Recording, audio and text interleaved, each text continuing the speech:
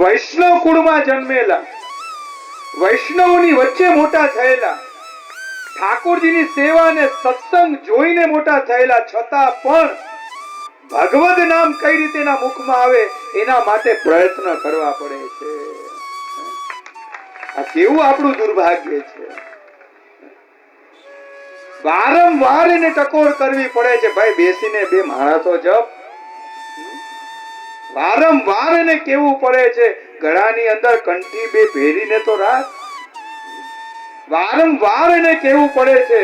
ક્યારેક ક્યારેક તો ગુરુદેવને ફોન કરીને કે રૂબરૂ સન્મુખ થઈને દંડોત પ્રણામ તો કર. ક્યારેક ક્યારેક તો તું એની ટહેલમાં જયા કર.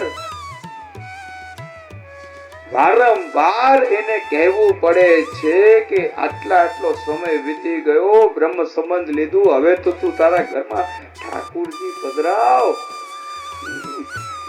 હવે તો ઠાકુરજી પુષ્ટ કરાવ. ક્યારે બીજાના છોકરાઓ, ક્યાં સુધી બીજાના છોકરાઓને રમાડીશ? હવે તો પોતાના છોકરાઓને કરો. હવે તો ઘરમાં પાણું બંધાવ. વારંવાર એને આ વાત કહેવી પડે છે. શ્રી મહાપ્રભુજીની આ સ્પષ્ટ આજ્ઞા છે વાલા વૈષ્ણવો કે સ્મરણમ ભજનમ ચ અપી ન ત્યાજ્યમ ઇતિ મે મતિ. કે બીજું બધું જ છૂટી જાય પણ ક્યારે સ્મરણ, અને સ્મરણ પણ કોનું? અત્યારના સ્થિતિ કેવી થઈ ગઈ છે કે જેનું સ્મરણ કરવું છે એનું વિસ્મરણ થઈ ગયું છે, અને જેનું વિસ્મરણ થવું જોઈએ એનું સ્મરણ થઈ આવે છે. જેનું સ્મરણ થવું જોઈએ, ચાલવું જોઈએ, એનું વિસ્મરણ થઈ જાય છે, અને જેનું વિસ્મરણ થવું જોઈએ એનું સ્મરણ સતત ચાલ્યા કરે છે. શ્રી મહાપ્રભુજી આજ્ઞા કરે છે કે વદત ભેવ સતતમ સ્થિરમિત્યેવ મે મતિ તસ્માત સર્વાત્મના નિત્યમ શ્રી કૃષ્ણ શરણમ મમ. યાદ રહે ને આટલું તો? કયો મંત્ર છે આપણો? બોલો. શ્રી કૃષ્ણ શરણમ મમ. શ્રી કૃષ્ણ શરણમ મમ.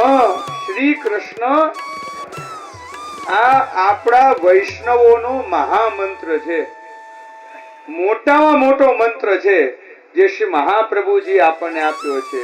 અને આપણે શું કહીએ છીએ? હે શ્રી કૃષ્ણ. એનો અર્થ શું છે? હું તમારી શરણમાં છું. હવે વિચાર કરો, વારંવાર આપણે આમ કહેતા હોય કે હે શ્રી કૃષ્ણ તમારી શરણમાં છું, હે શ્રી કૃષ્ણ તમારી શરણમાં છું. હવે જેની શરણમાં છીએ એનું સ્મરણ તો રહેવું જોઈએ કે નહીં? સ્મરણ કોનું રાખવાનું છે? જેનું શરણ છે એનું જ સ્મરણ હોવું જોઈએ, બીજાનું સ્મરણ નથી કરવાનું. આપણે શું કરીએ છીએ? શરણ કોનું લઈએ અને સ્મરણ કોનું કરીએ?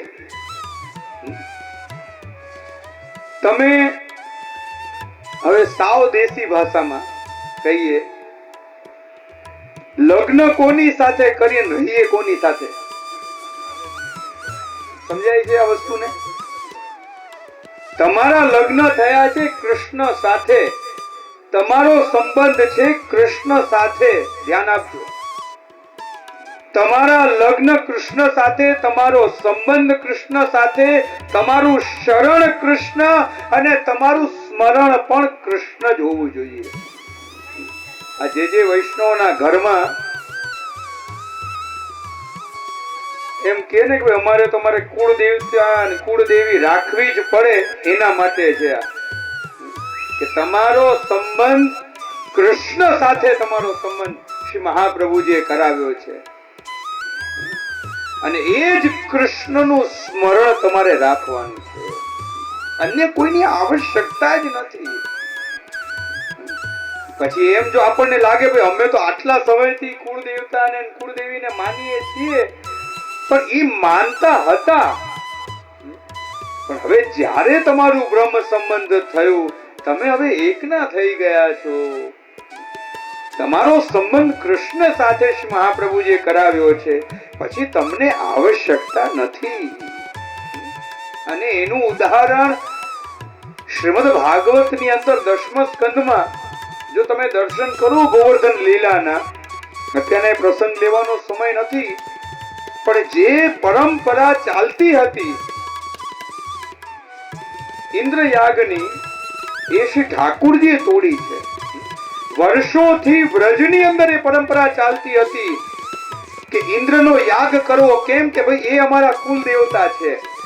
અને ઠાકુરજીએ શું કર્યું? અમારો દેવ તો ગોવર્ધન રાનો, આપણા દેવતા તો શ્રી ગિરિરાજ બાવા છે. આપણી રક્ષા શ્રી ગિરિરાજજી કરે છે, શ્રીનાથજી કરે છે. આપણી કુળદેવી શ્રી અમનાજી છે. તો પછી આપણે બીજાને ભજવાની શું જરૂર છે? બીજાનું સ્મરણ કરવાની શું જરૂર છે? શ્રી ઠાકુરજીએ એ જૂની પરંપરાને તોડી છે. આ શ્રેષ્ઠ ઉદાહરણ છે.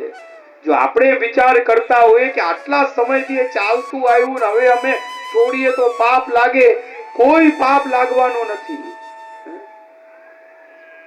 જો ઠાકુરજી પરંપરા તોડતા હોય તો પછી આપણે કેમ ન તોડી શકીએ?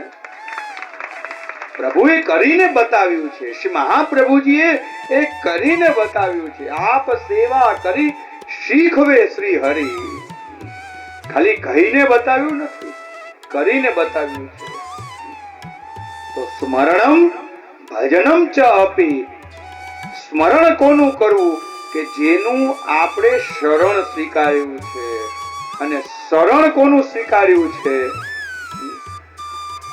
અત્યારના તો ઘણી વખત આપણને જો પ્રશ્ન કરવામાં આવે ને આપણે કોના છીએ, તો આપણે ઉત્તર ન આપી શકીએ કે આપણે કોના છીએ. એવી સ્થિતિ આપણે બનાવી દીધી. આપણે શ્રી વલ્લભના છીએ, આપણે કૃષ્ણના છીએ, આપણે શ્રીનાથજી બાવાના છીએ. તો સ્મરણમ ભજનમ ચ અપી ન ત્યાજ્યમ ઇતિ મે મતિ. બસ આ શ્રી મહાપ્રભુજીનો સિદ્ધાંત કે ગમે તેવી પરિસ્થિતિ આવે પણ શ્રી મહાપ્રભુજીની આ આજ્ઞાનું અનુસંધાન કે બસ અમે તો કૃષ્ણના શરણમાં છીએ અને બસ શ્રી કૃષ્ણ શરણમ મમ. બસ શ્રી કૃષ્ણનું જ સ્મરણ સતત અમારું ચાલતું રહે અને બસ એ જ કૃષ્ણની સેવા અમે કરતા રહીએ, હાથ પવિત્ર કરીએ. કેવો આનંદ આવે સેવામાં. ઘણી વખત અમે વૈષ્ણવને જોઈએ અને એ વૈષ્ણવના ઘરની અંદર જે સેવા પ્રકારને જોઈએ અને એના ઘરમાં બિરાજતા પ્રભુને જ્યારે નિરખીએ તો કેટલો આનંદ અમને થાય. તમે વિચાર કરો, એ આનંદની કોઈ સીમા નથી. પણ એ આનંદ ક્યારે થાય? કે જ્યારે એ વૈષ્ણવ ભાવથી સેવા કરતો હોય. ભલે નાનકડા એ 2x2 ના મંદિરમાં ઠાકુરજી બિરાજતા હોય, ભલે મુઠ્ઠી સામગ્રી મિશ્રી ધરાવતો હોય, પણ એના હૃદયમાં એવો ભાવ હોય અને એ ભાવને દેખીને જ્યારે જ્યારે ઘરમાં પધારતા હોઈએ, એ ઘરનો સેવા પ્રકાર જોઈએ, નાનામાં નાનું બાળક પણ એ સેવામાં જોડાતું હોય અને એ જોઈને એટલો બધો આનંદ થાય, પ્રસન્નતા થાય.